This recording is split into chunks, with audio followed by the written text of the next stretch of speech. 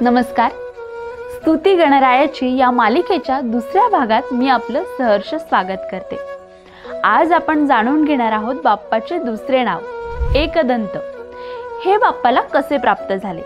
या नावामागे पुराणात अनेक कथा प्रख्यात आहेत, पण प्रसिद्ध अशी भगवान परशुराम आणि एकदंत गणपतीची गोष्ट आज आपण ऐकणार आहोत. एकदा भगवान परशुराम पर्वतावरून खाली येत होते.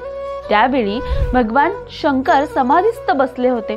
त्यांनी गणपतीला दाराशी उभं केलं आणि सांगितलं, कोणीही आत यायला नको, तू दार सांभाळ. तेवढ्यात भगवान परशुराम तिथे आले.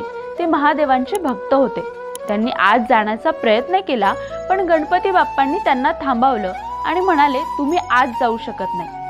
भगवान परशुराम रागवले. त्यांनी आपले परशु गणपती बाप्पावर चालवले. गणपती बाप्पाने शौर्याने लढा दिला, पण भगवान परशुरामांचं परशु महादेवांकडून मिळालेलं होतं, त्यामुळे ते अतिशय शक्तिशाली होतं. त्या वारात गणपतींचा एक दात तुटला, तरीही गणपती बाप्पा तटस्थ उभे राहिले.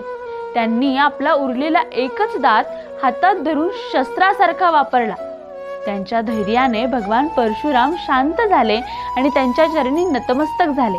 तेव्हा भगवान परशुराम म्हणाले, गणपती बाप्पा, तुमचं धैर्य अद्वितीय आहे. तुमचं हे रूप सदैव पूजलं जाईल.